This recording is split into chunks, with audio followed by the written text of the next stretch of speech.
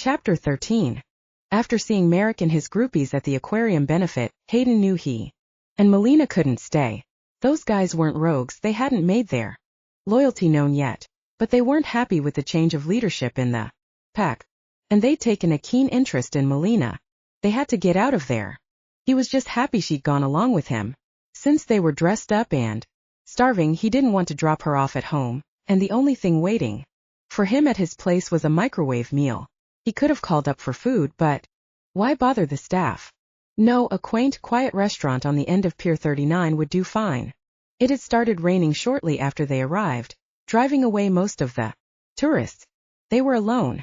I have to admit, I've lived in San Francisco my entire life and I've never eaten here. Melina popped a piece of calamari into her mouth, and then worked on emptying her second glass of Chardonnay. I thought tourism would have made this place go straight to the dogs. I'm happy to say I was wrong. To the dogs. Hayden laughed mid-drink and snorted wine through his nostrils. Tannins burned like a son of a bitch. He toasted her glass. Being wrong isn't something every woman will admit. Well, I'm not like every woman, she rebutted, grinning. She was absolutely right. She was unlike any other woman Hayden had ever met. The women who crossed his path were usually offering themselves on silver platters by now. But not Melina. She challenged him in every way, and it was incredibly refreshing. Not only was she irritatingly stubborn, but he couldn't seem to keep his distance from her. He wanted to pick her brain, ask her what she thought about the pack and the problems he'd been having there. She left out the bullshit because she wasn't intimidated by him. Given all that, she was surprisingly tender and soft. When she smiled, it illuminated something inside him. Happiness bloomed through his chest when she laughed, and he couldn't help but laugh with her. She was quite possibly the most perfect person in the world for him. She stole another piece of calamari and leveled him with a curious stare. What drew you to donate to the aquarium? $5 million a year is really generous. I tried to get you out of there before you heard that. You don't have to hide, she said. I still don't understand why you do. Letting people in meant people were closer to the truth. He was a wolf. Future alpha of one of the strongest packs in the country. He'd learned to survive by closing out the world and letting them think what they wanted to think. As long as he did right by his family, friends, and the pack, he was solid. As he chewed over how to answer her question, the rain ceased and the clouds parted, offering a glimpse of the full moon. Its shifting energy pierced through the window and hummed through Hayden's gut. As a turned wolf, he could only shift during the full moon. Controlling the urge was difficult, but he'd learned to manage it. That didn't mean he didn't ache to blow through this form and embrace the power of his other. He took a bite of lemon-crusted salmon before saying, My mother was a fan of the arts. She worked closely with Serafina Vanguard, one of the city's brightest visionaries, to keep the arts protected and treasured. While Serafina preferred the museums and opera houses, my mother loved animals. The aquarium was her favorite. She liked the rays especially. That explains a lot. Melina stared through him, her gaze burning deep. Does your mother still live in the city? No, she's long gone now. His biological mother had been a non-shifter, though he wasn't about to tell Melina that. And there'd be no record of Cara, Dean Angus's late wife, if Melina wanted to go searching. She died when I was 13. I'm so sorry.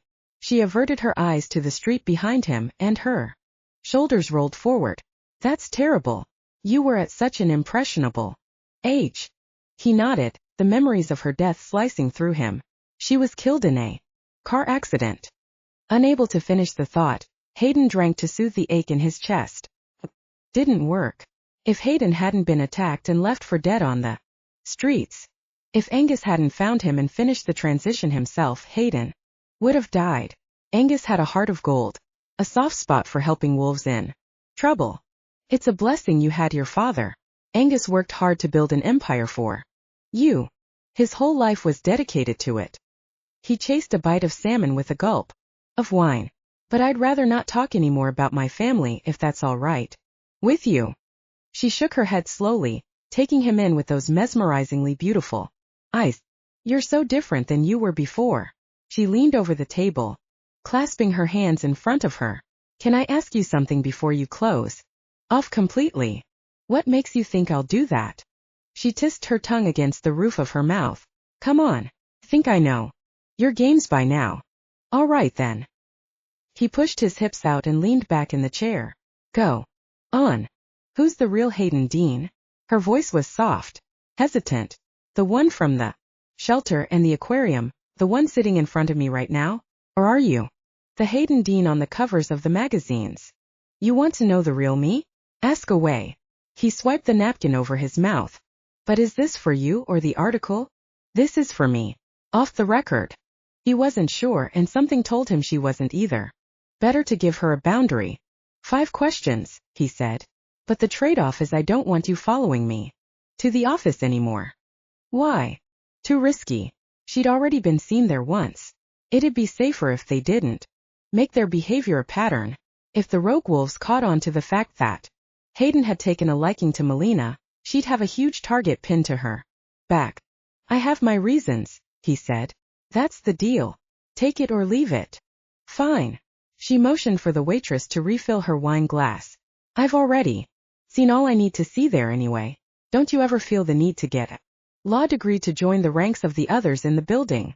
Already have one. He finished off his salmon. Stanford Law. That's one. Down. No, wait. She pointed across the table. That wasn't one of my questions. It was phrased as one. You've got 4 left. I'd suggest making them count. She fumed, her eyes narrowing. Damn, she was cute. Why bother getting a degree, she said, each word deliberate, if you don't have plans to practice law? Because once upon a time my father had hopes I'd take over every part of his empire. He sighed, resting his fork on the edge of his plate. My family tried hard to push me into the courtroom for years, but it's not my thing. I'm much more interested in organizing movement within the company, I guess you could say. The movement of the werewolf guards in the city, to be specific. I make my own hours and take on projects as they come to me. And you feel like that's enough? You don't have any desire to be a lawyer? To follow in your father's footsteps? I'll take that as one really long question. He smirked as she shot daggers from her eyes. I don't have to shadow my father's path in life to honor him in death. It was the simplest way to put it. Hayden wanted to rule the wolf pack, but law wasn't for him. Never had been. I will work closely with certain groups within his business structure. That satisfies my needs. For now. He had other needs though, and they wouldn't be appeased as easily. Being close to Melina this way, alone in the corner of the restaurant, made him wild with want. Tension coiled through his body, hardening his muscles to the point of pain. Restricting himself was becoming an impossible feat. How much longer would he be able to go without touching her, kissing her? What he wouldn't give for one taste of her succulent flesh. He'd heard the luminary bond was undeniable and maddening, but this feeling never eased. He was ravenous, hungry to taste her, feel her heart beat against him as he held her close. Hayden. She placed her hand over his and shook. Are you okay? Her touch awakened something inside him. The lust clouding his brain cleared. Melina stared, her eyebrows raised and her forehead crinkled. I will be. He had to claim Melina as his own and drive deep into her warmth, or get the hell away from her before he combusted. That's another question, by the way. He laughed when she growled in frustration. You've got 1 left. As the waitress arrived at their table, Melina ordered the chocolate mousse cake. Rather than disappear to the back to retrieve dessert, the waitress hesitated, her gaze bouncing between them. I have to ask, the waitress fiddled with her pen. Is this your first date? The staff has bets going. No, Hayden blurted, reciting the lines he'd said 100 times over. We're here on business. She's writing an article on me for Celeb Crush. The waitress smiled, cocking her hip to the side. That's what I thought. She talked so quietly she nearly purred. I'll be right back with that cake. As Hayden brought his attention back to Melina, she smiled tightly. If what's happening here is only business, she said, swiping her finger round and round her empty wine glass, then why'd you kiss me in your office? She sensed their connection. The blood drained from his face. I think you've fired off enough rounds of questions.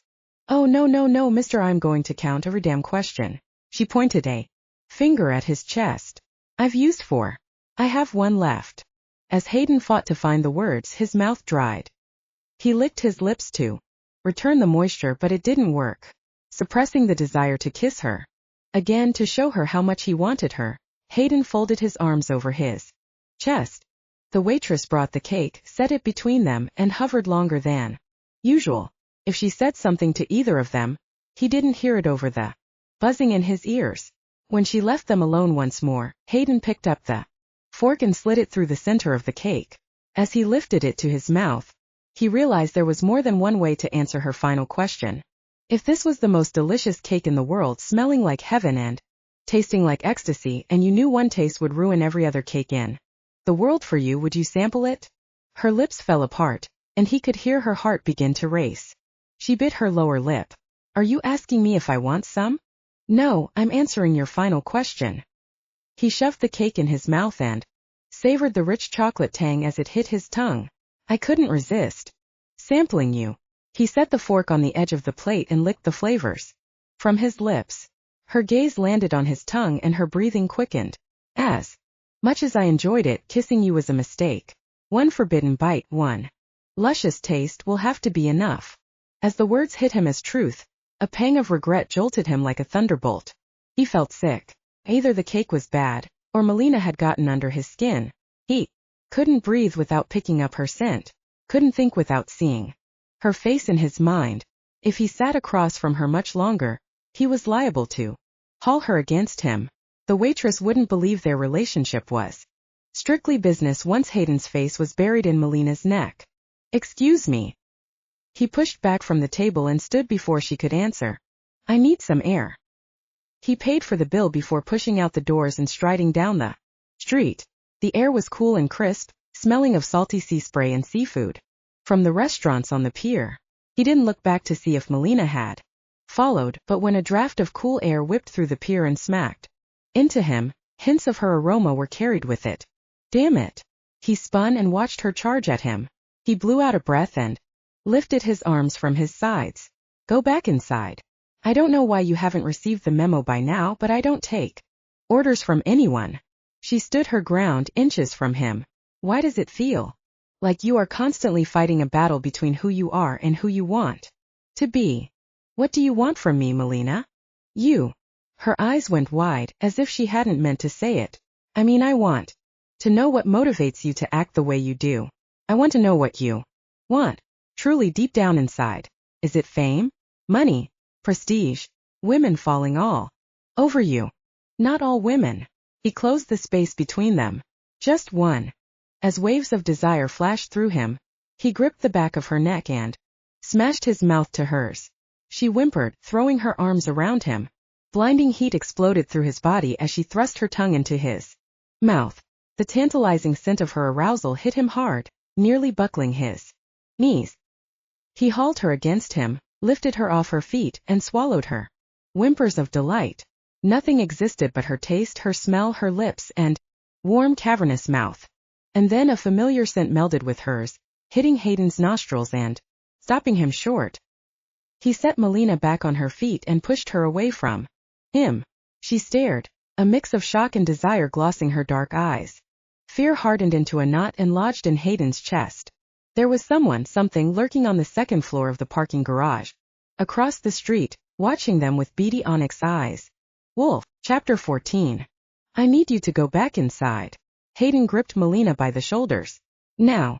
Run. Why I don't. I'll explain later, he said, the urge to shift lurching through his veins. Just go. Please. Choose a table away from the windows and wait for me. But don't come back in 10 minutes, take a cab home and lock yourself inside. Don't answer the door to anyone but me. I'll meet you there as soon as I can. You're scaring me. She trembled in his grasp. The need to protect her at all costs clawed its way through him. Hayden? What's happening? Adrenaline pulsed hot and fast through him. Go. She took off toward the pier, faster than he would have expected given the height and spike of her heels, keeping his attention locked on the parking garage and the wolf hunkering there. Hayden waited until Melina's scent was gone from the wind before stalking toward the garage. He searched north and south down Embarcadero, and seeing the coast clear, bounded into the shadows. Another few seconds and he'd be able to shift, without being seen. Striking the ground hard, Hayden focused on the shifting power rushing through him. He gritted his teeth, let the energy gather into a ball in his gut, and then exploded into wolf form as he leaped into the shadows of the garage. The tuxedo fell away to shreds. His muscles elongated and strengthened, expanding to their robust size, and a coat of thick gray fur blanketed his body. He gave one final shake, hardening into wolf form, and then let the aggression flow freely through him. Being in this form felt right and good, and damn, he was ready to kick some ass. He took off into the garage, using the stench of the wolf to guide him. Who are you? What are you doing here? He projected through the cement jungle. Using the werewolf's process of mind speak, the wolf would be able to hear Hayden's projected thoughts, even if he was no longer a member of their pack. Whether or not he would communicate or obey was a different matter entirely. No response. Just as Hayden thought. Fine. He threw the thought out there. We can do this the hard way. As his strides widened, he rounded the ramp and used his heightened sense of sight to scan the second level of the garage. He padded slowly, cautiously, around row upon row of cars. Might as well show yourself, Hayden sneered. You've got nowhere to run, and I've got nothing but time to hunt you down. From the corner of his eye, Hayden caught movement, but it was too late. The wolf was pitch black, blending with the shadows. He used the dark to his advantage and attacked, leaping onto Hayden's back. Before he could bite, Hayden shook violently, slinging his enemy to the floor. With a hideous snarl, the wolf rose up on his haunches and pulled back his gums in defiance. The rogue had a sharp ridge on his back and thick paws, though he'd be no match for Hayden muzzle to muzzle. Identify yourself.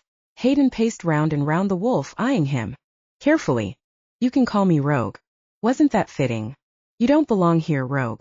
Not in that form anyway. Explain yourself.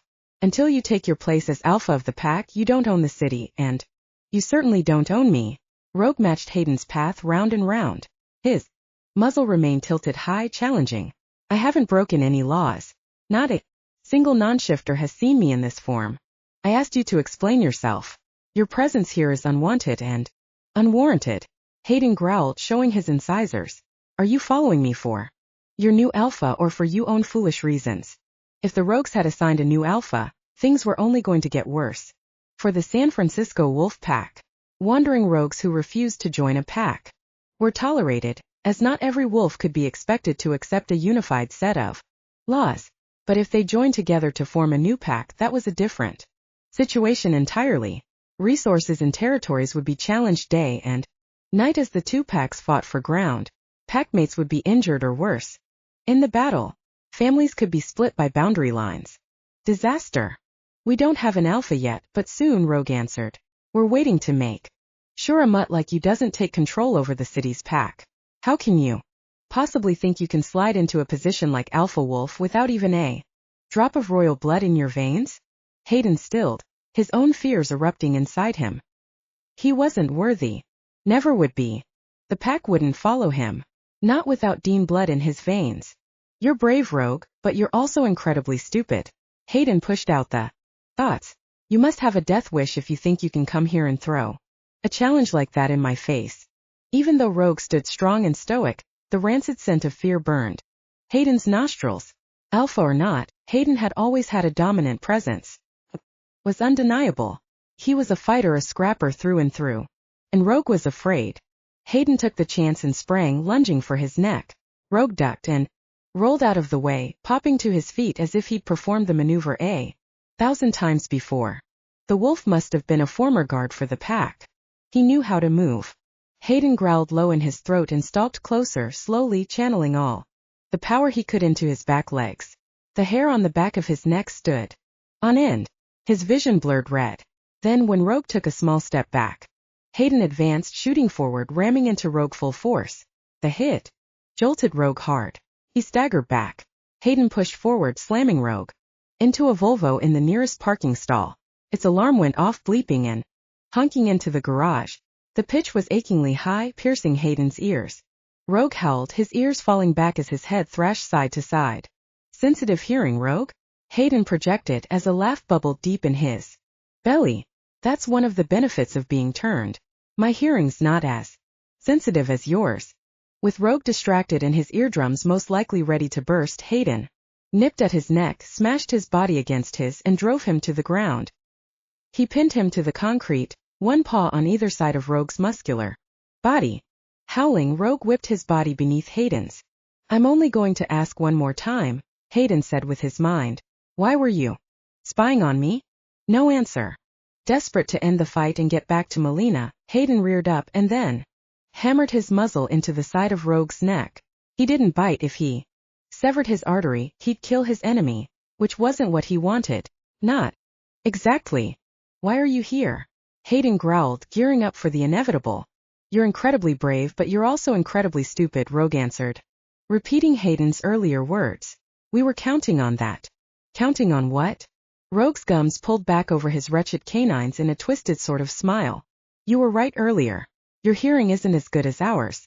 We were counting on that too." What should he have been hearing? Melina. Moving with lightning-quick reflexes, Rogue swiped his paw across Hayden's face, raking his nails through the flesh over his eyes. Hayden recoiled as blood squirted from his brow and oozed into his eyes. Rogue slipped from beneath his hold and darted away. Hayden scrubbed his eyes with his paw, but his vision was too blurred. The blood dripped thick, stinging him. "Melina." He tried to stand and stumbled, smacking into the Volvo when his eyesight doubled. He strained, listening for any hint of Melina's voice. Nothing. Shifting back to human form would heal the wound instantly, but it would also leave him vulnerable if Rogue wanted to return to kick his ass. And if he went to meet up with his disobedient friends to rope them into the fight, Hayden would be screwed. One wolf he could handle. A pack full of rogues? Not so much. By the time he reached the first level and padded through the entrance, he was nearly blind. He sniffed, picking up hints of the city. Not a trace of Rogue or Melina. Pulling the shifting energy into his middle, Hayden knelt and bowed his head. He shook violently as his fur flattened and smoothed to skin, and his muscles returned to their normal size. His head ached like a son of a bitch right across the forehead, but he'd been clawed to the face. He expected nothing less than the migraine from hell. "Melina," he called out, striding through the shadows.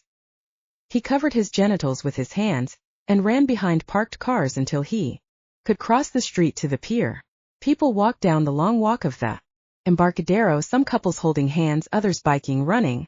He wasn't going to be able to go far before someone spotted him and made a scene. Thank God there weren't children around at this hour. A Civic sped by, and then there was a break before the next light flashed green. Hayden took his shot. He sprinted across the street, stepping on broken glass and garbage, and kneeled behind a cement bench. A few people turned and laughed, pointing. A 20-something woman standing near a flower bed took a picture with her phone. Effing spectacular. He could draft the headline himself. Hayden Dean Nudist Terrorizes City.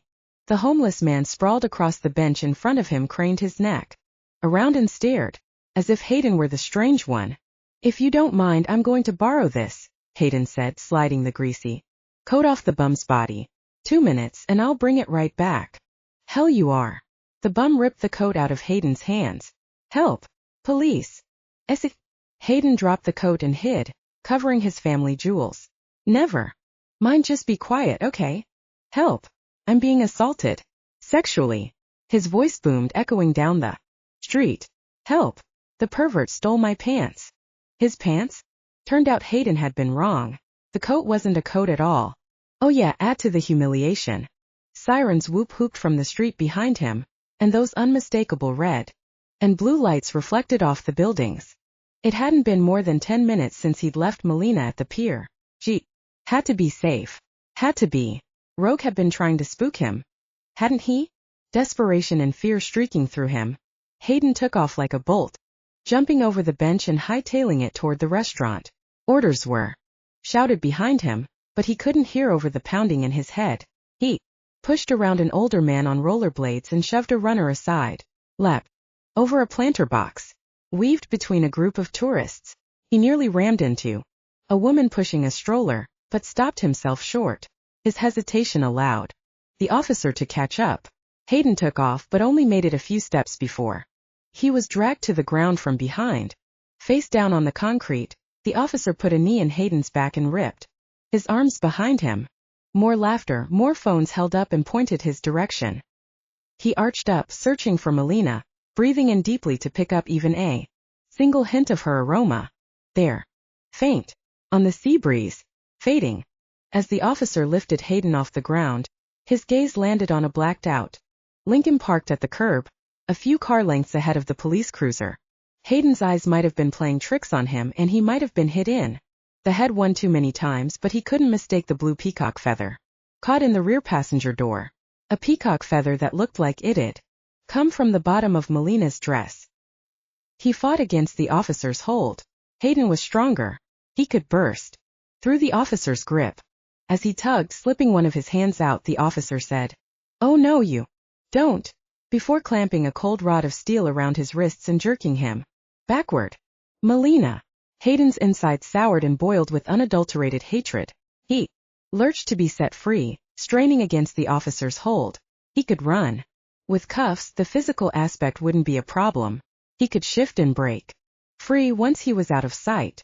But running from the police was a line he couldn't cross. "It'll be okay. I'll find you. I promise." She was in danger. Because of him, an innocent woman, the most beautiful woman he'd ever met in his entire life, his fated mate, was gone. He'd never felt more alone. "Easy there. I'll let you go and you can go get her," the officer said over Hayden's shoulder. "As soon as you get some clothes on and answer a few questions. First, you're going to explain to me what you were doing with that guy over there." Hayden's vision blurred. Knives stabbed through his temples. He staggered and threw up his dinner into the gutter. That got immortalized on video too. He didn't care. Not for 1 second. All that mattered was getting Melina back unharmed. Lord help them if they touched a single hair on her head. Chapter 15. Melina awoke from the deepest sleep of her life, tilted her head to the side. Damn, it ached something fierce, and felt a yawn coming on. Her mouth wouldn't open. It felt like something had taped her lips together. Her system spiked into panic mode. She gasped, breathing heavy through her nose.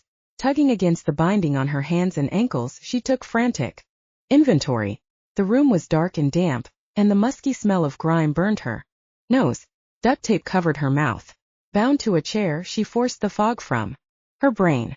"Where the hell am I? Why am I so weak?" "It was an anesthetic," a gruff voice said from somewhere in the corner. "It's mostly harmless. Just enough to knock you unconscious and get you here. You'll probably be groggy for a while." Tears burned her throat. She screamed, though the sound came out strained and muffled against the tape. No one would hear her. "You might as well save your energy," her captor said again. "We own this lot. And the ones around it.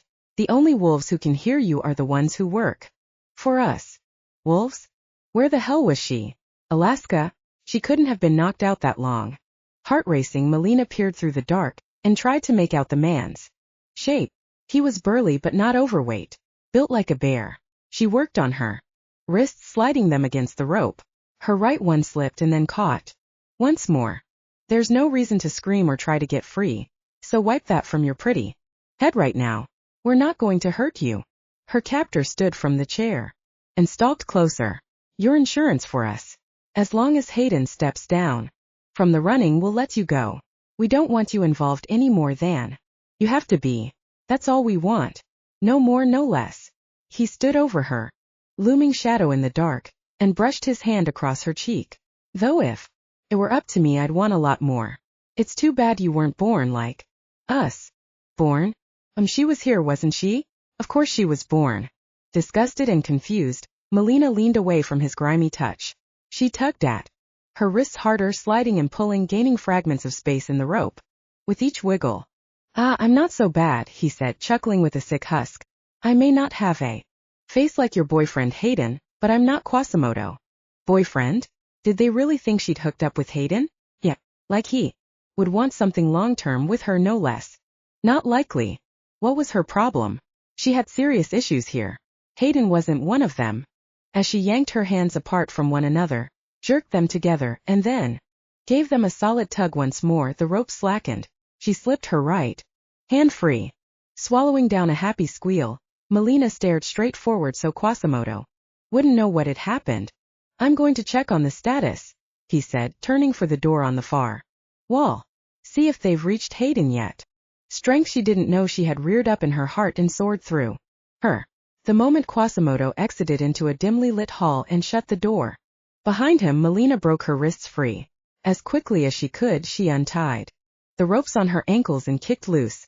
She slipped off her Jimmy Choos and clutched them in her hands with the spikes pointing outward. Oh yeah, armed with fashion. Tiptoeing across the room, Melina tried the handle. It turned. They were either the worst kidnappers in the history of ever, or they'd seriously underestimated her. She cracked the door open and peered down the hall, first one way and then the other. Better look out for those wolves Quasimodo had mentioned. The coast was clear. Not a paw print on the dusty floor. She rounded the corner and turned right, down another hall that sounded quiet.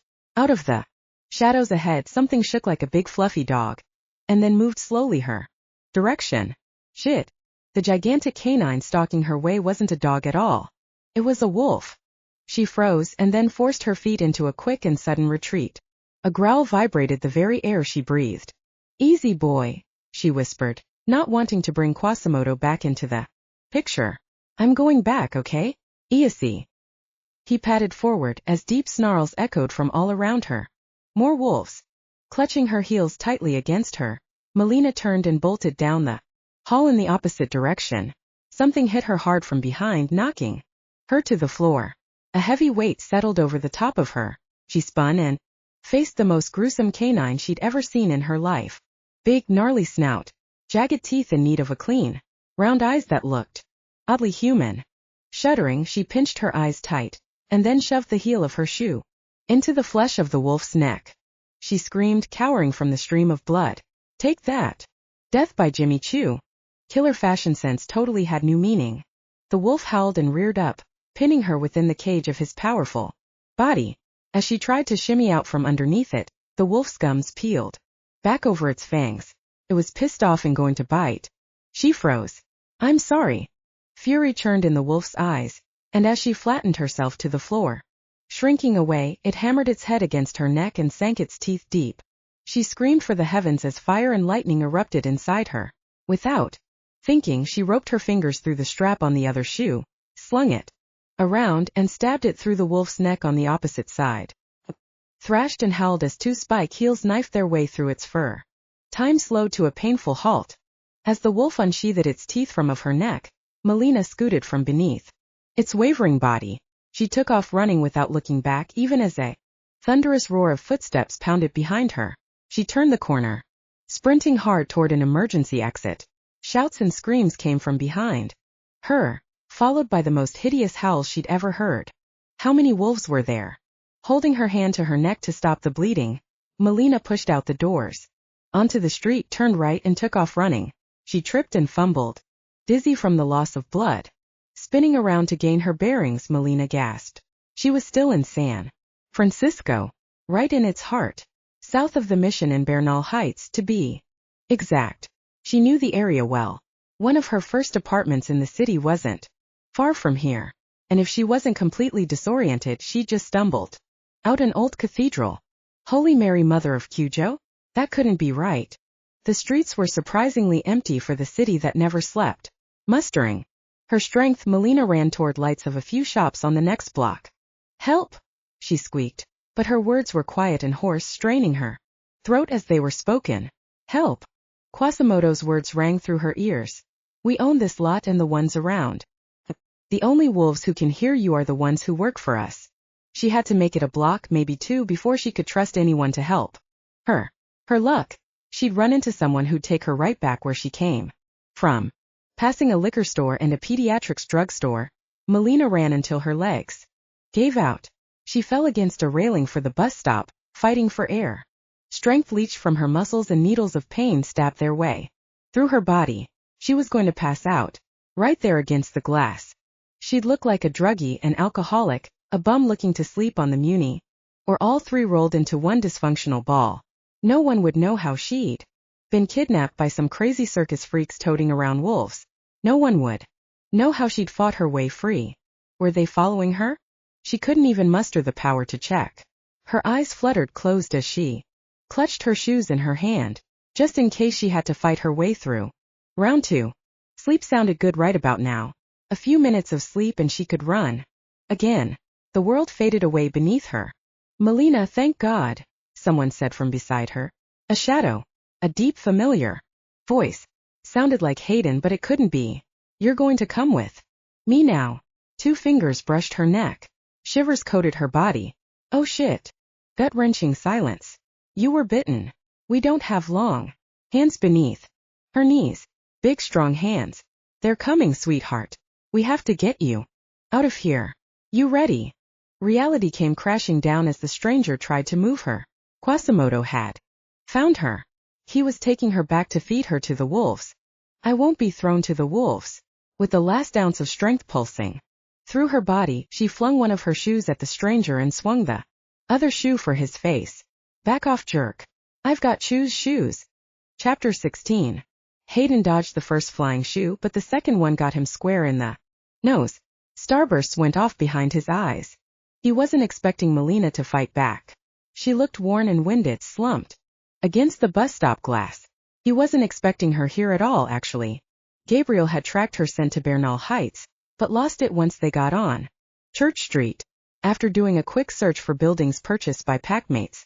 Within the last year, Hayden noticed a clump of them in this area and thought, couldn't hurt to check.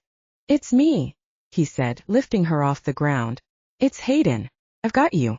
Now. She stopped striking her shoe against his jaw. Momentarily. Hayden? Really you?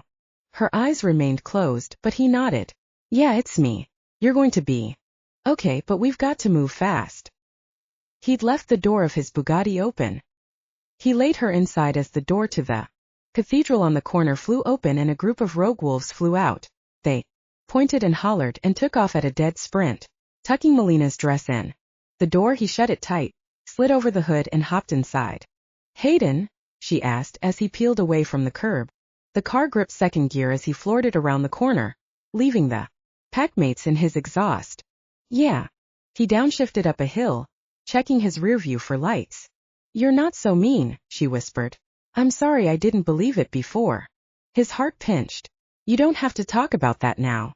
I'm sorry I got you into this mess. As they approached a crowded intersection, Hayden stopped at the line and did a quick check for injuries. He brushed dark strands of hair out of her face, revealing a bruise under her eye. A demonic growl burned inside his chest. He gritted his teeth until they nearly cracked under the pressure. He didn't want to growl and scare her, but those bastards had bit her. He'd break every bone in each one of their bodies, and then watch them crawl their mangled way out of his city. He eyed the bite on her neck. Tendon and ripped flesh jumbled together into a bloodied mess on her neck. Does the wound on your neck hurt? The words were hard for him to say. He remembered how much the bite had hurt him when he'd been attacked. He was hoping against hope that Melina was in shock. If her system overloaded, it'd shut off her pain receptors. It was a wolf, Hayden.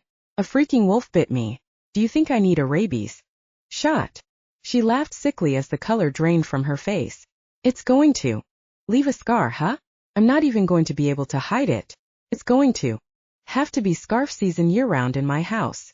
The scar will heal, Melina, but right now we have to worry about loss of blood and biting you again. Being bitten by a wolf on one pulse point was deadly. The only way to survive the bite was to be bitten on another pulse point.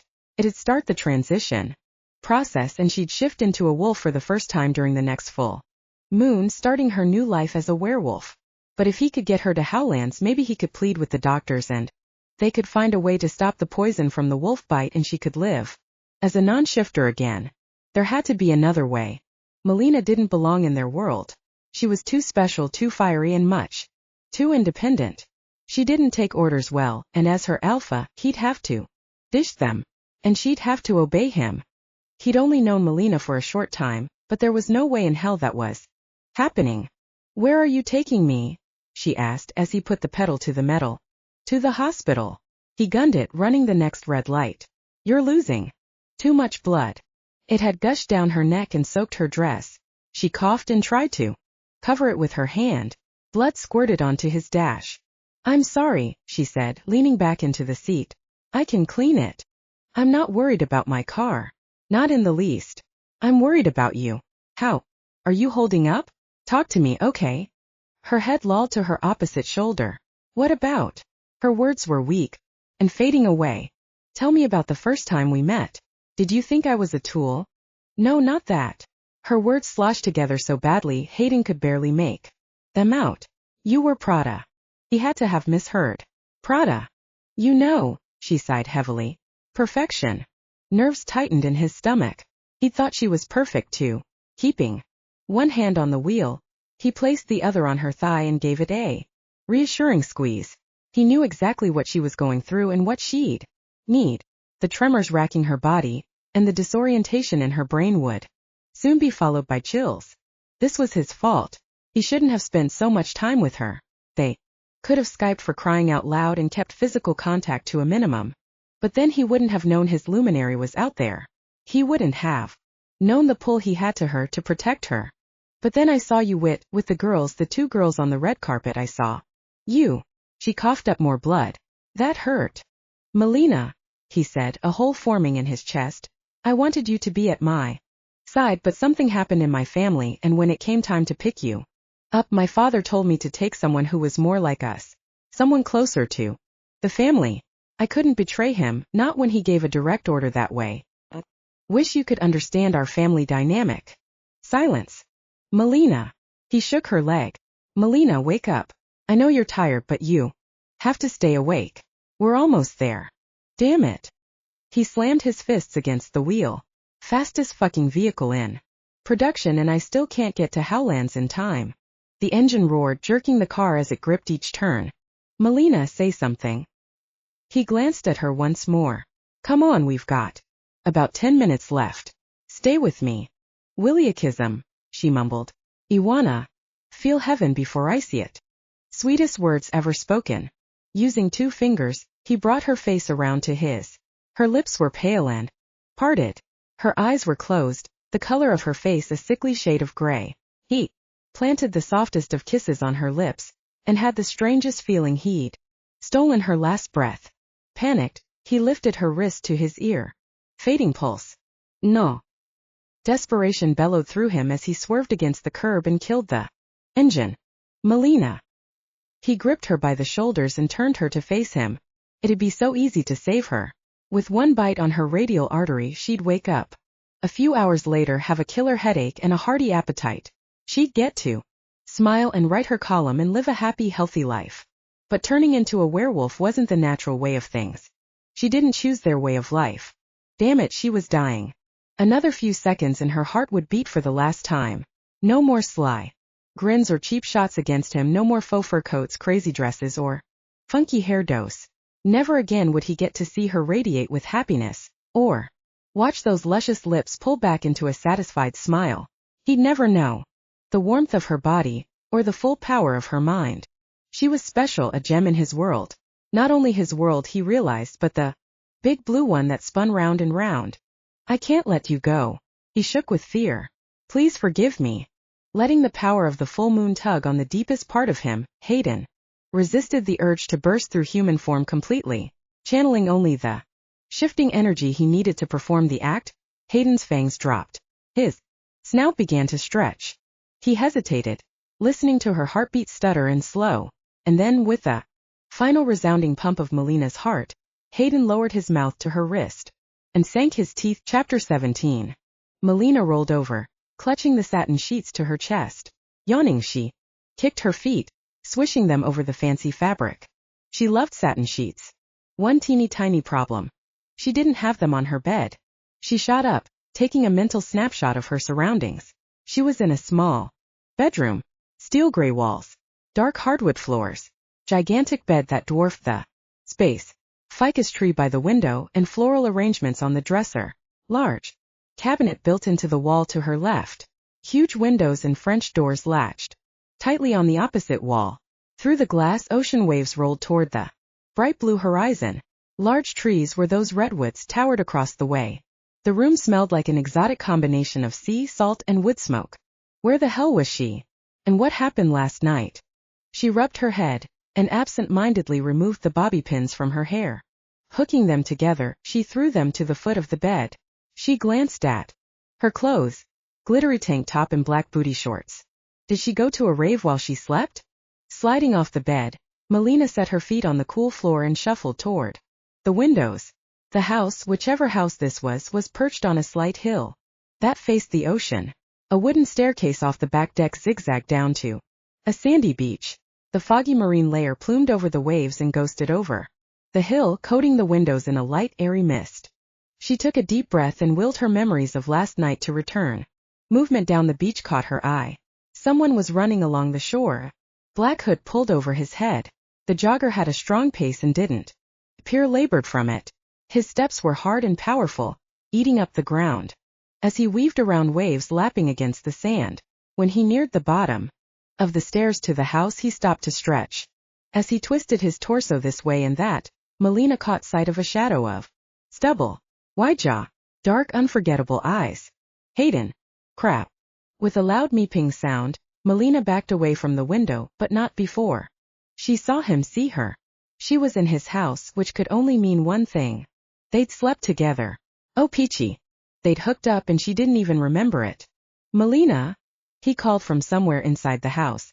Crappity crap. Her insides squirmed. Panicked, Melina scanned the room looking for a way out. 2 knocks on the door.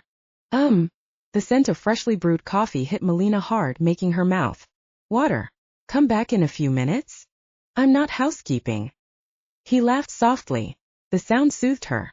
If you want to be alone in there, I can talk to you through the door. Persistent sucker. Give me a minute. I'll be right out. How was she going to get out of this mess? What was she going to say? Should she pretend to remember? Be honest and say she couldn't remember a thing? Absent-mindedly, Melina clutched at her chest and hit a tender spot. Flinching, she brushed her fingers over the sensitive skin. I think. She searched for a mirror in the room and came up empty. I think I might have a bruise on my neck. Officially the worst one-night stand in history. No memory of the sex. Bruises. Gaudy morning after outfit. I can explain that. Slowly, Hayden pushed the door open and leaned against the frame, crossing his arms over his barrel of a chest. Sweat coated his face and ran down his neck in beads.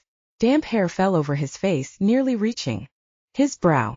She squelched down the urge to push him against the doorframe and start his second workout with her. She'd never had a thing for jocks before, but the sight of Hayden in his workout gear had Melina changing her tune. He was built like a hardcore athlete, tall and strong with ripples of bulky muscle, but he didn't look stiff, as if his workouts were restricted to dumbbells and squat racks. No. Quite the opposite. He had the look of a fighter, of someone who could move in a pinch and use his strength to his advantage. How had she not known he was athletic when she'd suggested he try yoga, meditation, or acupuncture on his image improvement plan? She hadn't realized Hayden already had something to keep him active in the off hours. Why hadn't he said something? His workout gear only added to his sexual appeal. Black shorts dropped low on his waist. White cotton t-shirt beneath an unzipped black sweatshirt with a hood dropped back. The room was much smaller with him in it. How do you feel? He asked. I'm not sure. She rubbed the sore spot on her neck. Am I bruised? Right here. Your skin might feel tender for a while, but it's perfect. Unblemished. He eyed her neck, her face. He trailed his gaze. Like porcelain. Oh, she hadn't been prepared for that. Her mouth went dry and she dropped her hand from her neck. Where am I? You're in my home, in my spare bedroom. The question of the hour pressed at her lips. We didn't, did we, you know? No, nothing like that. A hint of sadness coated his tone, and if she wasn't mistaken, a blush crept into his cheeks. How do you feel? Fine, I guess. She brushed her hand over her hair. It was tousled and frizzy, as if she'd fought a lion during her sleep. Never slept so hard in my life. He nodded slowly. Do you remember anything? Yeah, I remember having dinner with you, and you racing off toward the parking garage. Pickaxes stabbed through her brain as she fought to remember the rest of the night. I remember a black car pulling up to the curb and someone calling my name. And that's it. Everything else was blank. How'd I get here?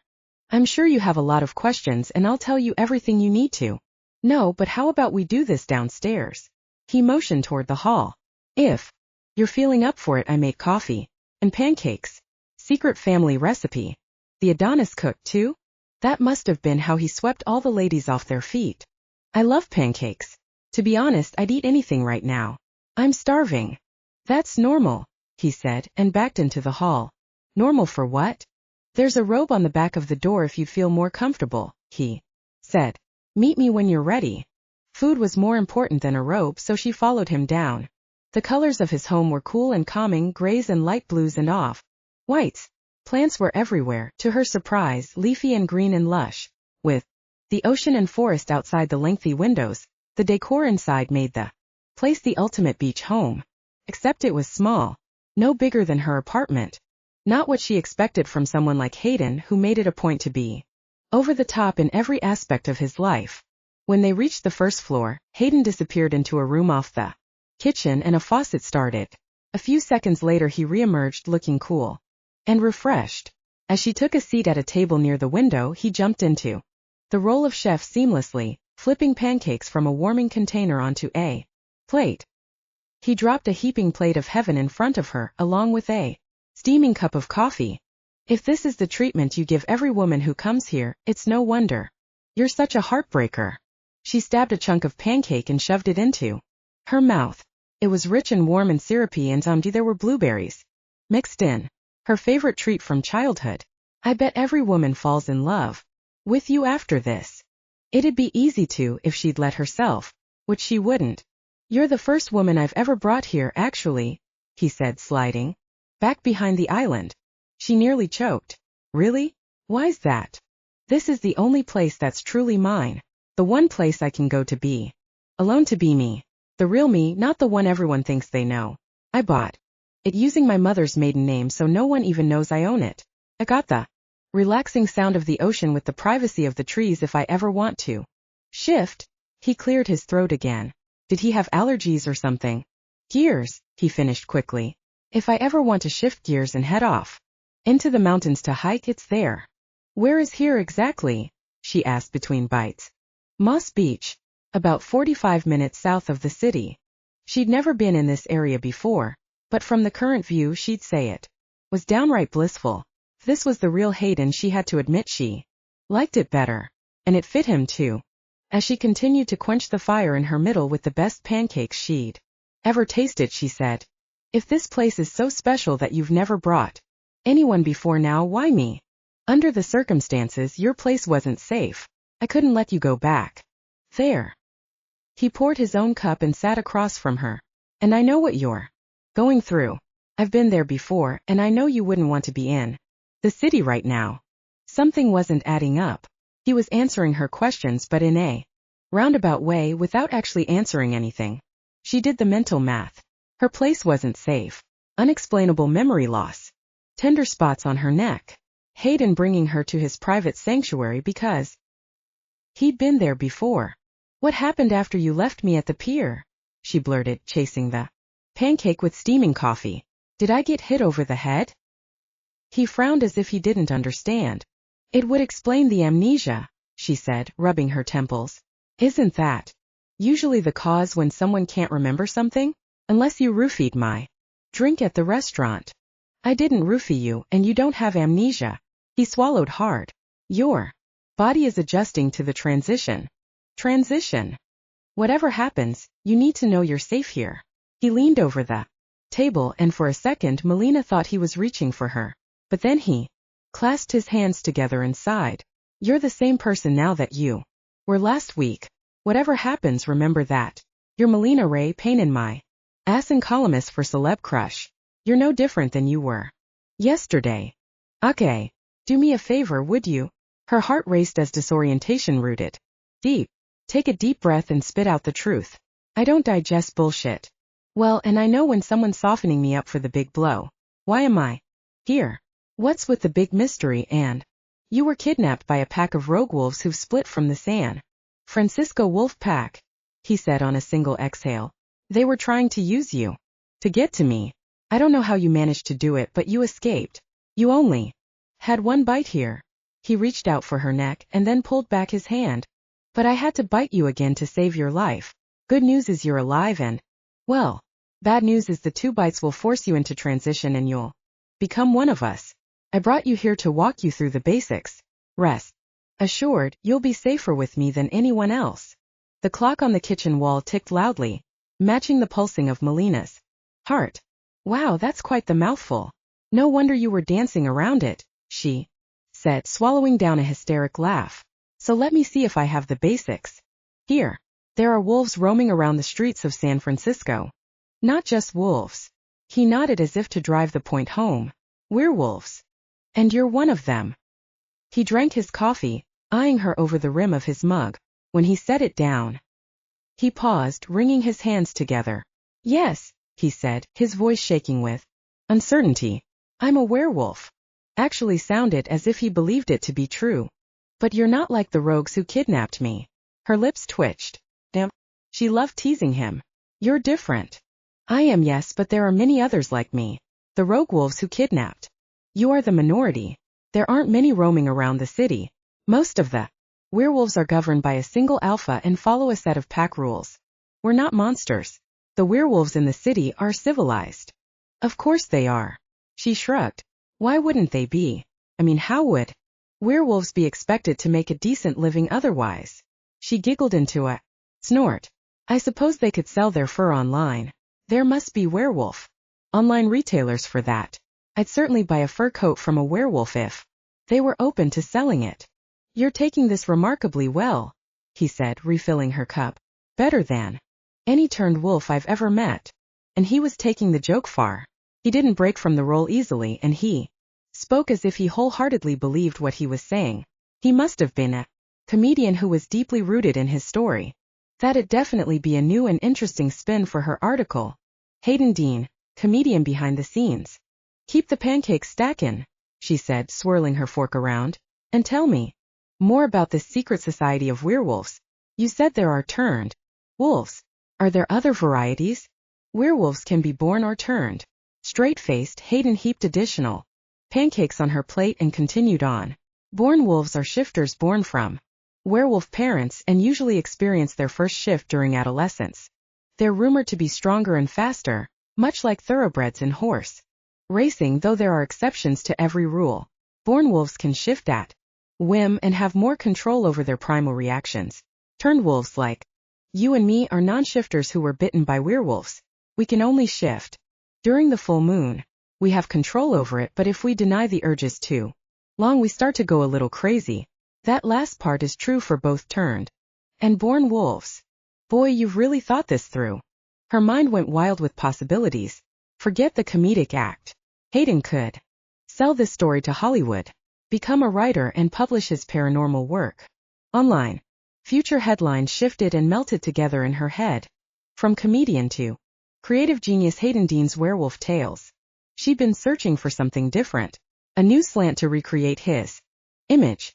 Who knew he'd have this kind of depth? Changing the public's perception of him might have been easier than she thought. "So because I was bitten twice," she said, going along with the tale, "I'll be able to shift into a wolf at the full moon." "That's right. You were bitten on 2 pulse points, which kickstarts transition. 1 bite and you would have died. 2 bites on the same pulse point, and you would have met the same fate. The wolf who attacked you bit your carotid artery, and I bit your radial." He paused. "Melina, are you sure you're okay?" His hand found hers. "Do you feel faint? Tired? Insanely hungry? That's what you should be feeling right now." Seconds ago, she had felt faint and tired and hungry, but the moment his hand touched hers, everything disappeared. The confusion, the humor in his tale, and the wall she'd put up to defend herself against his charm evaporated with his touch. His hand enveloped hers in a warm, comforting grip. Yet there was raw, scorching heat in his palm. She shuddered long and deep, relishing the sizzle and desire flooding her middle. Hayden took back his hand, though the heat remained in her chest. "Sorry," he said, rubbing his thumb in circles over his palm. "I guess that was a bit much. We can dive into that later." "Dive into what exactly?" "Our connection." Now they were getting somewhere. Maybe this was how Hayden sweet-talked all the women in his little black book. Not that she'd ever seen it. He was into role-playing sexual fantasies. About werewolves, to be specific. Intriguing. Under normal circumstances, she might have told Hayden to go fetch a bone and find another woman to play his little game. But nothing about the way her body was reacting to Hayden or his fantasy was normal. Her thighs quivered, her mouth watered, and her toes curled from the dirty thoughts saturating her mind. She'd do anything to satiate the ravenous craving in her middle. Our connection. I like the sound of that. She leaned over the table and couldn't help but brush her thighs together. She trembled deep inside, right down to the bone. If she wasn't mistaken, he shuddered too. Tell me more. His Adam's apple jumped and a thin sheen of sweat appeared on his forehead. You're amazing, you know that? You're handling this as if you've been prepped for it your entire life. But we need to slow down. He opened the window next to the table and sat back in the chair as a cool draft of ocean breeze swept into the kitchen. Your senses will be heightened during transition. Your system should fluctuate between hot and cold on a whim. You'll have insatiable hunger for, well, everything for at least a month. Sex, food, and violence. Specifically, you'll want it all. And you'll have it. As he stretched his arms behind his head and leaned the chair on its two back legs, an image popped into her mind. Hayden in the chair the way he was now. Her legs straddling his lap. Her tank top pulled down beneath her breasts. The breeze in her hair, cooling their bodies as they pounded against one another. Did Hayden kick up the thermostat? Are you offering? She asked, nearly panting the words. He shook his head. I'm sorry, what? Sex. Are you in or out? She purred. Please say both. Good God. His pupils widened. You're a vixen. Oh yeah, she had him right where she wanted him. He could pretend to be a werewolf, vampire, ghost, witch, or the freaking Dalai Lama if that's what rocked his socks. All that mattered was getting up close and personal with the sex god on the other side of the table. Flames of lust licked through Melina's body, from the juncture between her legs to the crease in her breasts. She squirmed in her seat, going damp as her gaze honed on Hayden's supple mouth. If she didn't kiss him, she'd burst through her skin. The lights in the kitchen dimmed, the sounds of the ocean quieted, and the sugary sweet smell of the pancakes dwindled. Suddenly and unexplainably, Melina picked up the chestnut highlights streaking through Hayden's hair. His heart thumped in his chest, wild and hurried, and the smell of his aftershave, fresh and crisp, hit her nose. Every nerve seemed heightened, frayed and jittery. She'd never done drugs, but she'd bought Chanel at auction and thought at the time that the occasion probably came close to getting high. Nothing could have prepared her for this. Nothing. She was so in tune with him, paired to his frequency, linked to his every intake and exhale of breath. She wanted that mouth on her, sliding up her body, his tongue darting in and out of her warmth. Melina, you have to calm down, Hayden said, breathing hard. I can feel what's going on inside you right now, and I'm barely holding on to a thread. Hear myself. Believe me, there's nothing I want more than to give you what you need, but with the connection between us, we have to be careful not to. A shockwave of delicious ecstasy rocked Melina out of her seat, cutting his words short. All that mattered was the insatiable need clawing at her insides, and the desire to lick his rock-hard body until her mouth went numb. She had to touch him and feel the pressure of his body over hers. She'd never been this hot over a guy. Not ever. If he wanted a werewolf fantasy, she'd give it to him. Puika. Bow wow. Chapter 19. Melina awoke to the muffled hush of a shower and a deep husky whistle. The tune was familiar and upbeat. Was it Sinatra? She'd always loved the smooth melody of the classics. It was dark as pitch outside, which meant it was late Sunday night, and she had another few hours with Hayden before thinking about Monday morning and all the worry it'd bring. With a long, relaxed sigh, she rolled over and spread-eagled over the bed. If only every night could be this way. After their first interlude in the kitchen, he'd brought her to his master suite. They hadn't slept more than 30 minutes before she rolled over, felt him beside her, and pounced on him. Sexcapade number 2 quickly turned to number 3, and then 4. They'd wasted Sunday morning and afternoon tangled in his sheets, though wasted was the wrong word to use. She couldn't get enough of him. Her body felt as if it had gone into some sort of sexual overdrive. She flipped from hot to cold, the way he'd said she would, oddly enough, and couldn't look at him for more than a few seconds without having the insatiable need to jump his bones. He didn't seem to mind, she thought with a grin. Sighing, she rolled over and tucked her arms beneath the pillow. This place was nothing like what she'd expected it to be. His beach home was understated. No grand piano and no bar. No original pieces of art, and no secretaries or butlers. It was a refreshing getaway far removed from the hustle and bustle of the city. The whole place gave Melina the feeling Hayden only bought the things he absolutely needed, rather than what money could buy him. She could breathe here, she realized, staring at the closed door to the master bathroom.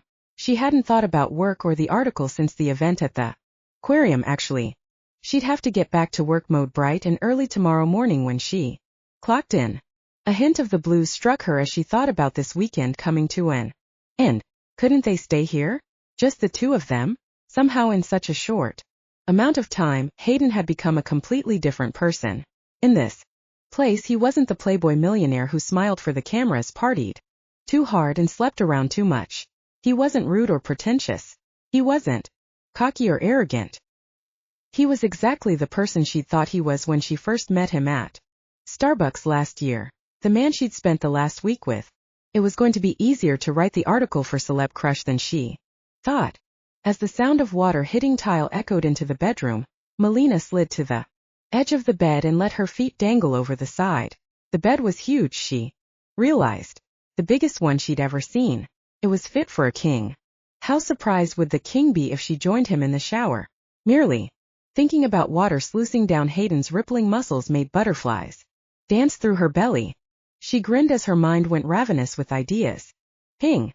The bleep came from the nightstand beside her. Besides a lamp and alarm clock and a bottle of Dasani, the table was empty. Ping! Ping! Opening the top drawer, she pulled out an iPad and set it on her lap. The screen was alive with snippets of emails, but one in particular caught her. Rogue Wolves. The information you requested. Email sender, Gabriel Park. The breath whooshed out of Melina's lungs as she read the snippet over and over again. She'd figured the wolf thing was a stupid fantasy or a joke of some sort Hayden liked to play on the women he dated.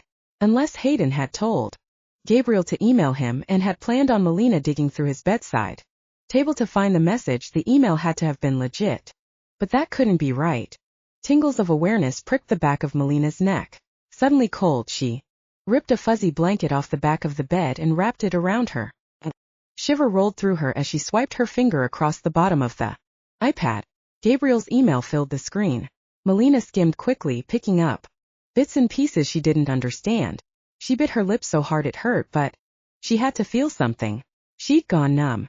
Her heart rate skyrocketed, thumping wild in her ears. Multiple attacks. Rogues forming a pack on Church Street. Asher has claimed responsibility. New intel suggests he's working for someone higher up in the pack. Melina. She let out a yelp when she spotted her name. Melina! Hayden shouted. The shower turned off.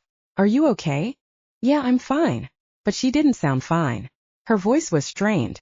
She read quickly. Melina will need to be inducted into the pack immediately if she wants our protection. I'm sorry this happened. I know it's not the way you wanted things to go down between you. The bathroom door swung open. What are you doing? Hayden stood in the doorway, soaking wet, holding a towel over his groin. Even when she was pissed at him and confused beyond belief, his hotness permeated her thoughts. What's going on? God, she didn't know. I'm reading. She swallowed down the desire to shoot a gazillion questions at him. It went off and I found it. How stupid could she sound?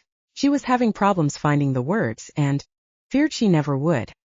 He nodded, his dark eyes giving away nothing. Anything interesting? Gabriel emailed you. His lips went white as he ate up the room in a few solid strides and removed the iPad from her grasp. He scanned quickly and then met her gaze. I've asked him to follow up on the rogues who attacked you. As he dried off, the sound of water splattering on the tile hit her ears. I've also put in a request to the council to have the guards move toward the mission and scour the streets for any sign of the rogues. They'll be regrouping soon to reevaluate their strategy. I don't think they'd planned for you to escape. Heads will roll and plans will change. Rogues and attacks had been mentioned before, but suddenly with the weight of 1,000 bricks, reality set in. She couldn't be the brunt of the longest running prank in history, could she? When he spoke about werewolves, a hard truth burned in his eyes. There was no hint of laughter, no teasing undercurrent. You're she swallowed hard, fearing the words. Not joking. This isn't a joke to me, Melina. He sat beside her, the towel creeping up his thighs. Your safety is far from a joke. And panic tightened her throat, cutting off her air supply. I've been bitten and and I'm going to be a werewolf. We went over this earlier, remember? His hand found her shoulder. Chills spread from his palm down into her chest. I know transition can be disorientating, but what happened wasn't a dream. Is that what you thought? Shrinking away from his touch, she leaped off the bed and cinched the blanket around her. Stay away from me. His lips quirked in that sexy way that curled her toes. Even in the face of fear, her body responded to his on a primal level. I'm not going to hurt you, he said. He sounded as though he meant it. I brought you here so you'd be safe. The last thing I want is for this to be hard for you. Why don't you sit? She didn't fear him. Not really. If he'd wanted to hurt her, he would have done it already. What she feared was much worse. Why don't you tell me who the hell you are? No more bullshit. I'm Hayden Dean, the same man I was yesterday. Okay then, she said, skepticism setting in. What are you? Exhaling heavily, he leaned forward and rested his hands on his knees. I'm a 200-year-old werewolf. I was born to non-shifter parents who died when I was young. I lived on the streets, was attacked by a werewolf, and transitioned during the next full moon. Angus Dean saved me from the streets, accepted me into his pack, and adopted me as his only son. Your path to this point isn't much different, but if you look at how much I've done with my life from then to now, you'll realize everything's going to be fine. Her breathing became shallow and little pinpricks of starburst swirled in her line of vision. She shuffled to the end of the bed, stared out the window at the crashing waves, and used the bedpost at the foot of the bed to support her. Wait. She seemed to sway with the ocean swell, her ears filled with the same muffled hush and boom. She couldn't wrap her head around the reality Hayden had painted. It might as well have been the script from a movie. I was kidnapped, she fought out, strangling the end of the blanket in her grasp. By werewolves. Wouldn't she have remembered something like that? They took you from somewhere on the Embarcadero, probably before you reached the place we had dinner. There was truth in Hayden's voice. Remorse too. The transition from non-shifter to werewolf can make your memory patchy. That might explain why you have blank parts when you try to recall what happened. But if you try to piece it together, it'll come back. A blacked-out car parked at the curb on Pier 39 streamed into her mind. Someone had emerged from the back of the car, chased her down and stabbed her with something in the neck. Touching the spot under her jaw unleashed an onslaught of horrific memories. Quasimodo. The horror of the first bite. Hayden finding her. He'd saved her. And then she couldn't speak the awful words. You fought one of them. He shook his head and lowered his gaze. You were so brave, Melina. There are wolves in my pack who wouldn't fight a rogue head to head. They don't have honor or live by codes the way we do, which is why they split off to begin with. I just want to clarify something. One breath. 2. We're talking about werewolves. Her head spun as she tried to get the details right. Air whooshed in and out of her lungs, deep and labored, as in men who turn into hairy, snarling, beastly wolves. We're not snarling or beastly, but the hairy part would depend on the man, I suppose. He cracked a smile but recovered quickly. And it's not only men. Women too. Her hands and feet tingled. This isn't real. This can't be happening. Hayden rose and stood behind her. She could feel his presence against her back, though he didn't touch her. We went over the details yesterday, remember? Oh yeah, I remember everything you said. She spun right into his chest. I remember the 2 pulse point thing and the rogue pack thing, blabbity blah. But I didn't think you were telling the truth. He chuckled and then cut his laugh short. Why would I lie to you about something like that? I thought you had a twisted sense of humor. Oh, my sense of humor is definitely twisted, but not about this. You look red. His hand touched her bare shoulder, radiating delicious warmth through her body.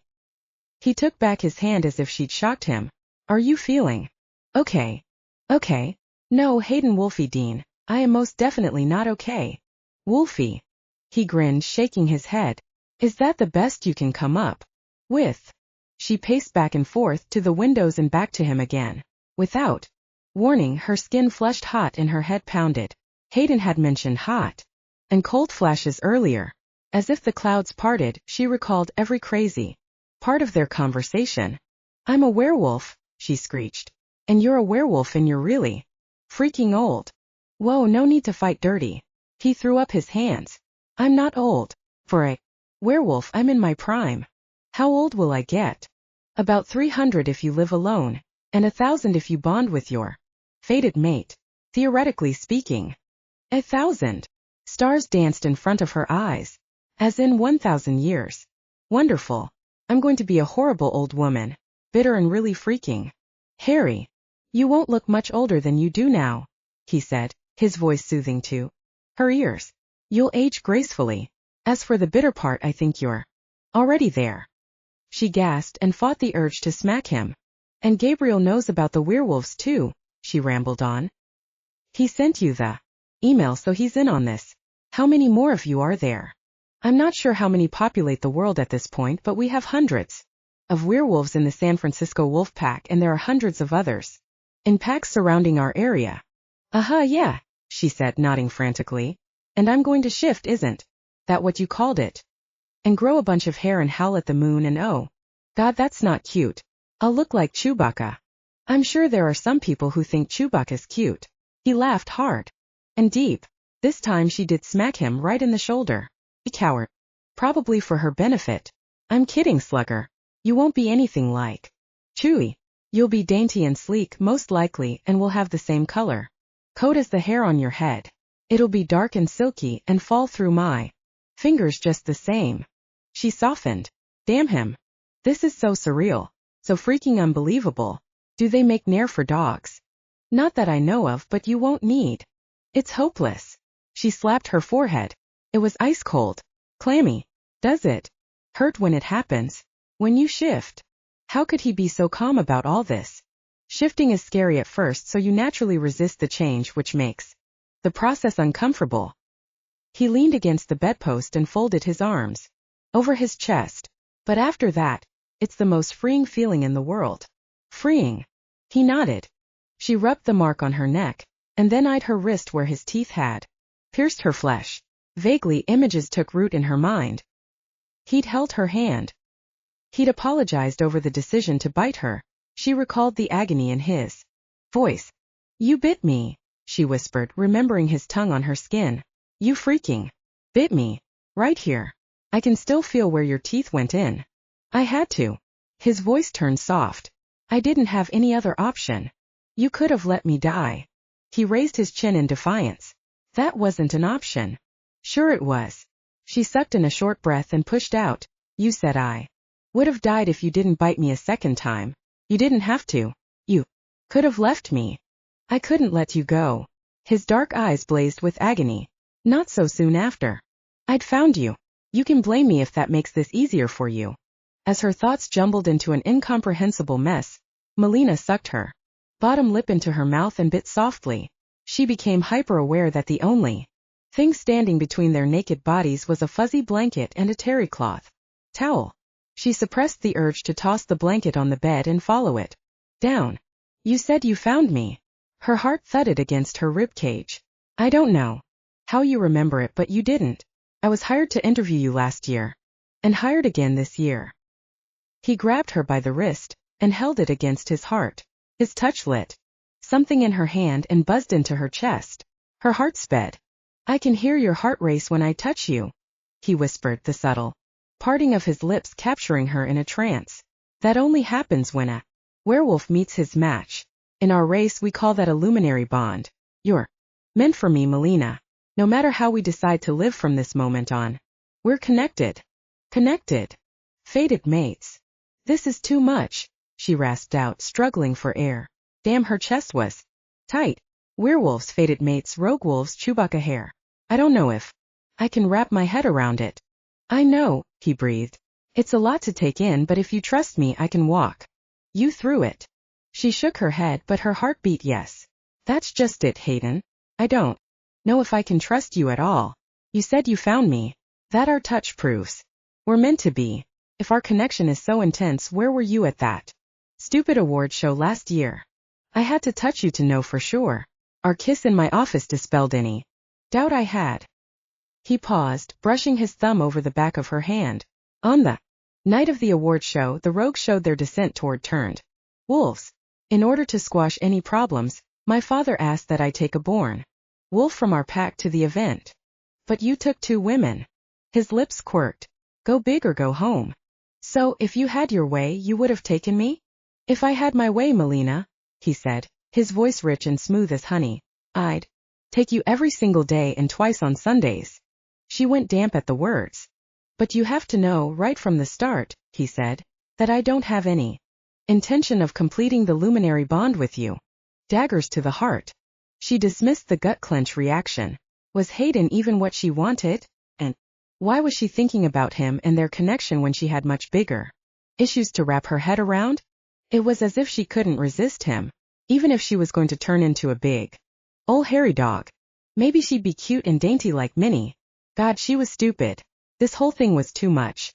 Our connection will draw us together like magnets, Hayden went on. But only so far. We have to keep distance from one another. He was totally breaking up with her, before they'd even started anything. Here comes the cold shoulder again. This time I'm ready for it. She ripped her hand from his and rubbed the spot on her hand where it had warmed. Let me guess. It's you, not me. She'd kissed a ton of frogs in her quest for the ultimate fairy tale, and each of them had used different, worn-out breakup lines. I'm the alpha of the pack.